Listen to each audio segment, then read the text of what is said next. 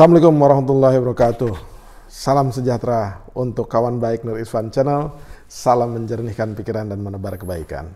Kawan baik, sudah lama kita tidak membahas hasil survei, dan kali ini memang persaingan para capres, terutama 3 kandidat, itu semakin ketat. Terbukti dari survei yang akan kita sajikan dan kita analisis seperti apa trennya di minggu-minggu terakhir. Nah, kali ini surveinya itu memang menunjukkan angka yang sangat ketat, terutama dalam konteks top of mind 19 nama. Dan itu masih dalam jarak margin of error 2,9%. Ya. Nah, siapa aja itu ya? Tentu saja Anies, Prabowo, dan Ganjar Pranowo gitu.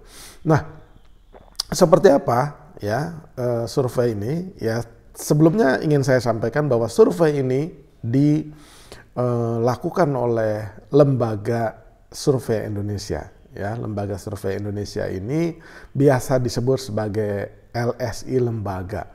Ada lagi LSI yang lain yang punya Denny Ja itu namanya LSI lingkaran atau lingkaran survei Indonesia gitu. Nah, kalau ini Lembaga Survei Indonesia, LSI lembaga. Nah, survei dilakukan kapan? Tanggal 31 Maret sampai tanggal 4 April 2023. Jadi ini termasuk yang terbaru hasil survei untuk publik.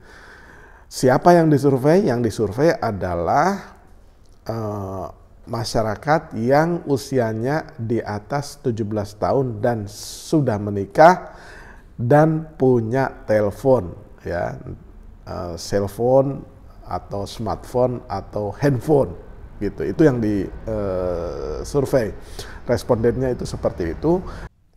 Survei ini dilakukan dengan metode RDD atau RDD, biasa disebut sebagai atau di kepanjangannya itu adalah random digit dialing, ya kan. Jadi pakai survei, pakai telepon lah singkatnya begitu, dan itu di random karena random itu diacak, jadi pengacakan melalui nomor telepon. Jadi yang muncul itu yang di telepon oleh para penelitinya atau para surveyornya.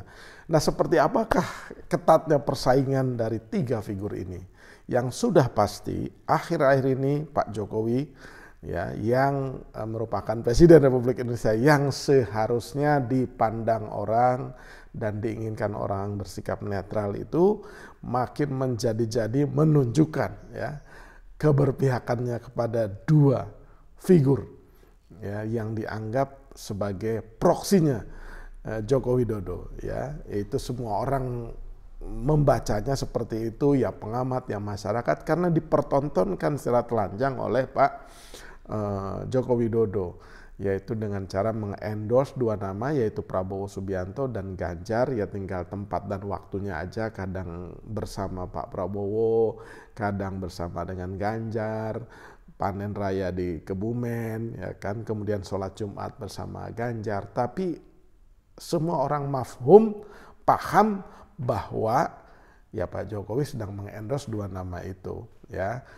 Kalau Anies tidak pernah sekalipun di-endorse, terutama mungkin setahun terakhir ya, tidak pernah Pak Jokowi memuji Anies Rashid Baswedan, juga tidak pernah mempertontonkan pertemuan terbuka dengan Mas Anies Rashid Baswedan, gitu ya. Itulah keadaan politik yang sesungguhnya. Jadi kalau boleh dikatakan ya Jokowi sama dengan Prabowo sama dengan Ganjar gitu. Ya itu kira-kira sejauh ini orang membacanya seperti itu. Dan di kutub yang lain itu adalah ada Anies Rashid Baswedan, ada Pak Surya Paloh, ada Pak SBY, ada Pak Ahmad Sayhu gitu. Nah itu seperti itu. Nah, seperti apakah ketatnya persaingan 3 figur atau para capres ya. Nanti juga akan kita lihat angka dari tokoh-tokoh yang lain. Yang sudah pasti 3 ini, jadi ketika masyarakat ditanya oleh pemilih. Artinya top of mind yang keluar 19 nama itu siapa? Pertanyaannya itu seperti ini. Jika pemilihan presiden diadakan sekarang, siapa yang akan ibu bapak pilih sebagai presiden di antara nama-nama berikut? Nah, kalau misalkan kawan baik semua atau kita semua ditanya, ya, tanpa disediakan dan tanpa disodorkan nama, kira-kira presiden yang akan bapak ibu pilih itu siapa sih? Nah, itu yang keluar pertama nama itu siapa? Itu namanya top of mind. Jadi ketika ditanya yang keluar nama-nama itu siapa? Siapa saja? Nomor 1 siapa, nomor 2 siapa, nomor 3 siapa, sampai kemudian ditanyakan 19 nama. Jadi siapa lagi? Kira-kira siapa lagi? Nah, inilah hasilnya dan amat sangat ketat memang angkanya. Ya, ini gambarannya ternyata masyarakat memilih, ya, Ganjar itu paling banyak dipilih sekitar 19,8%. Kemudian disusul oleh Prabowo 19,3%, Anies 18,4%, Ridwan Kamil 5,8%, dan nama lainnya itu kurang dari 3%, sekitar 19,8% sendiri itu belum menunjukkan pilihannya. Artinya angkanya masih besar, hampir 20%. Gitu. Nah, setelah Ridwan Kamil itu siapa?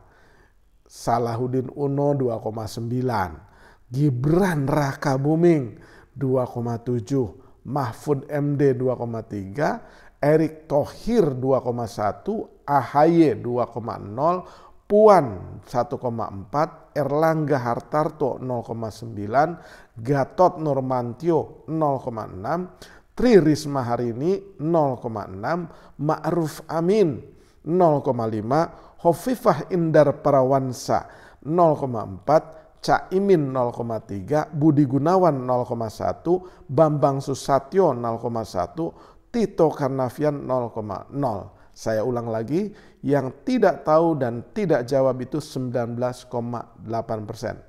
Ingat ya, seperti itu. Nah, oke, kita ringkas melihat tren dari ketiga figur ya. Tiga figur ini ya, kita lihat memang Ganjar 19,8, Prabowo Subianto 19,3, dan Anies 18,4. Ya. Bedanya antara Ganjar dengan Prabowo itu hanya 0,5. Ya. Hanya 0,5 saja. Nah, bedanya antara Prabowo dengan Anies itu hanya 0,9.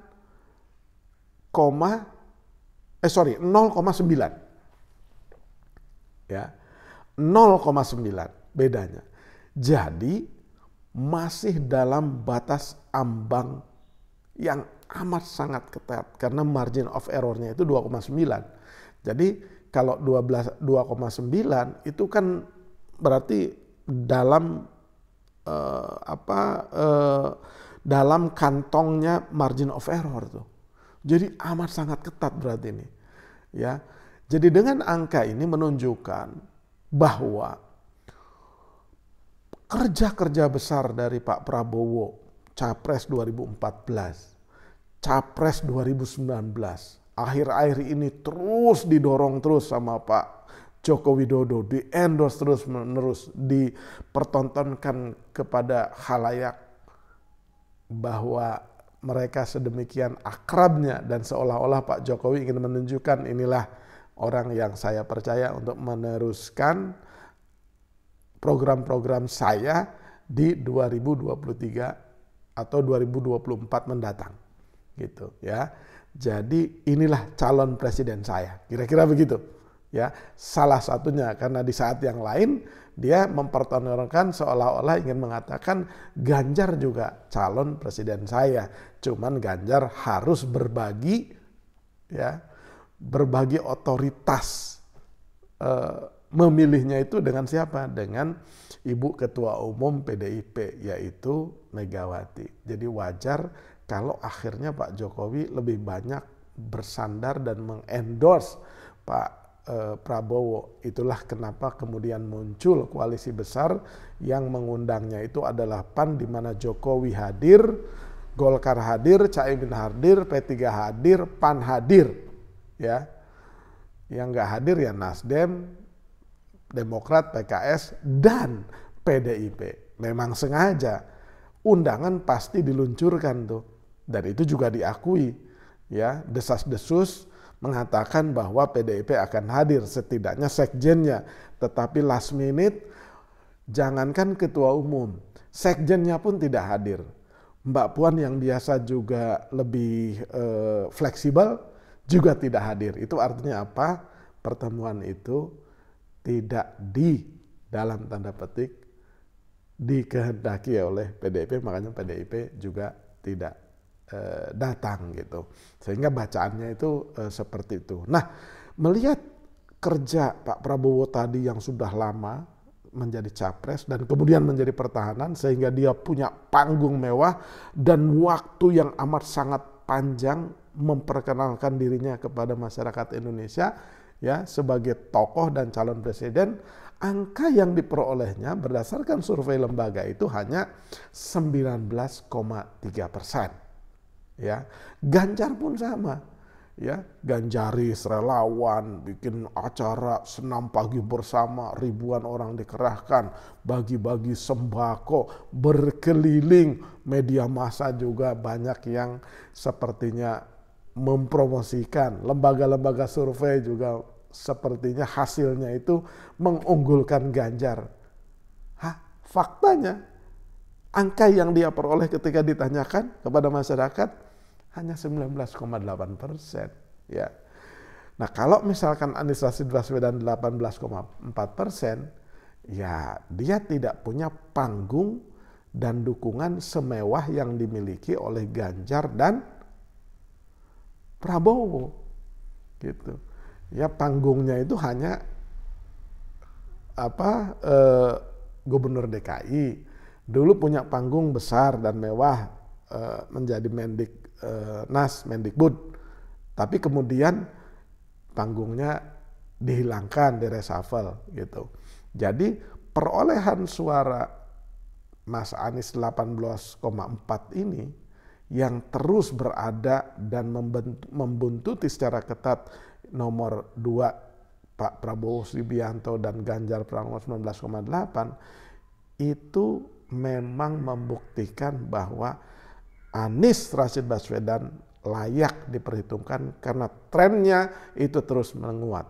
Nah, kalau misalkan kita lihat tren pilihan presiden simulasi 15-19 nama, kalau dilihat memang nampak sekali, ya, Ganjar Pranowo itu merosot drastis.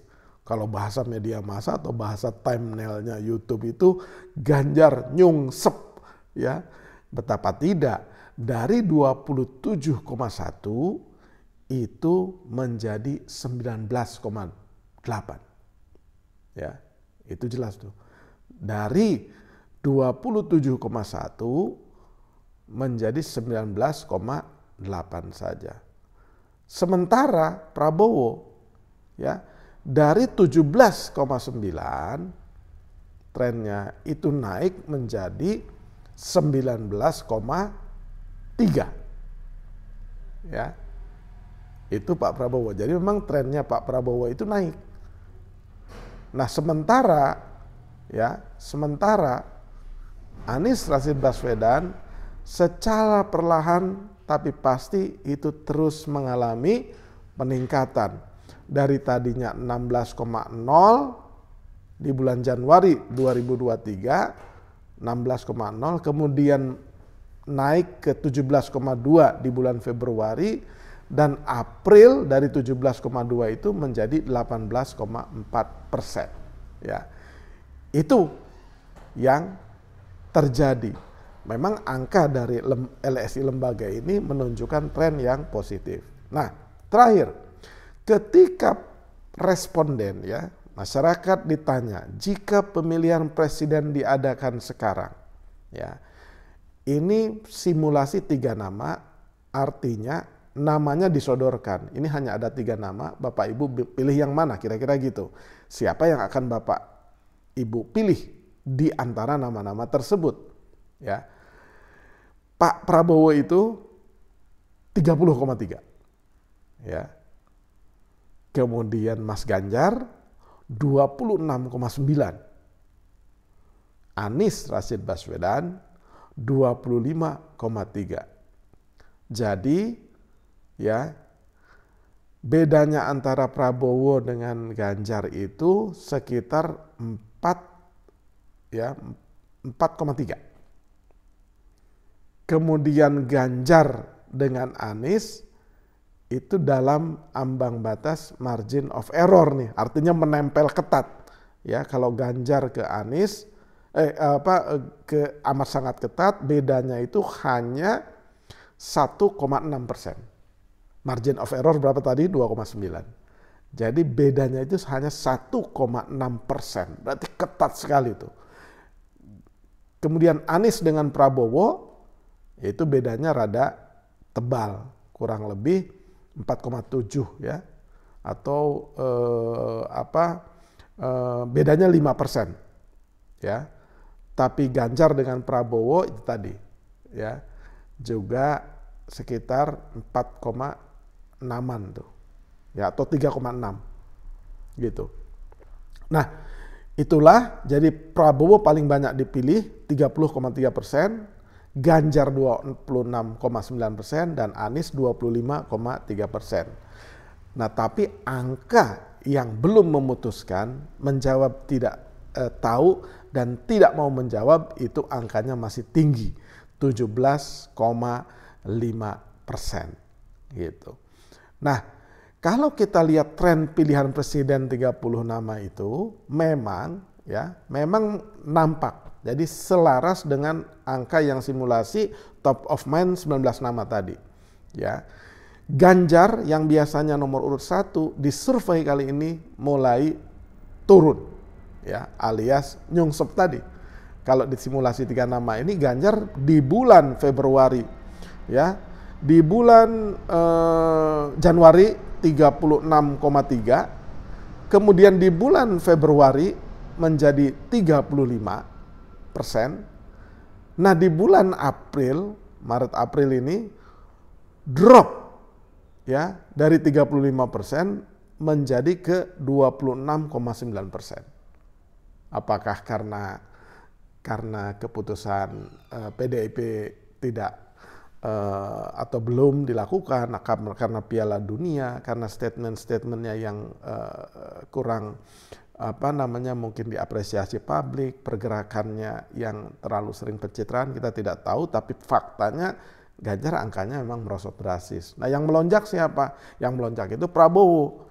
Di bulan Januari Prabowo itu ya 23,2.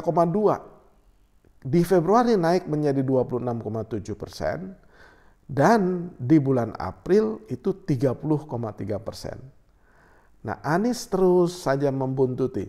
Ya, di bulan Januari Anies itu 23,2. Anies. Ya. Kemudian naik menjadi Anies itu di bulan Januari itu 24,2, turun sedikit ke 24%, tapi kemudian naik kembali 25,3%. Gitu. Itu tren Anies memang kalau turun ya turun sedikit, kalau naik kadang naik sedikit, kadang naiknya melonjak gitu. Nah, itulah yang menyangkut pilihan calon presiden. Nah, gimana calon wakil presiden menurut hasil LSI lembaga ini? Jika pemilihan presiden diadakan sekarang, siapa yang ibu bapak anggap paling pantas sebagai calon wakil presiden di antara nama-nama berikut? Berarti ini simulasinya tertutup, disediakan 8 nama. Ya, ternyata Ridwan Kamil itu 19,6%, Sandi Uno 18,9%, Erick Thohir 13%, AHY 9,1%, Hovifah 6,2%, Puan Maharani 5,4%, Erlangga Hartarto 2,7%, Caimin 1,9%. Yang tidak tahu dan tidak jawab masih tinggi, 23,1%. Ya. Demikianlah kawan baik hasil survei terkini yang dilakukan pada tanggal 31 Maret sampai 4 April. Hasilnya persaingan semakin ketat, ya. Sekali lagi, jika melihat kerja-kerja dan yang dilakukan oleh Prabowo Ganjar, angka ketat ini sebenarnya menyedihkan dan tidak sesuai dengan harapan mereka pasti. Gitu. Tapi buat para pendukung dan simpatisan Anies, angka ini menambah optimisme bahwa ya Anies Rashid Baswedan itu memang terus membututi secara ketat dua figur yang lain itu. Demikian kawan baik, jangan lupa subscribe, like, share, dan komen di channel. Terima kasih.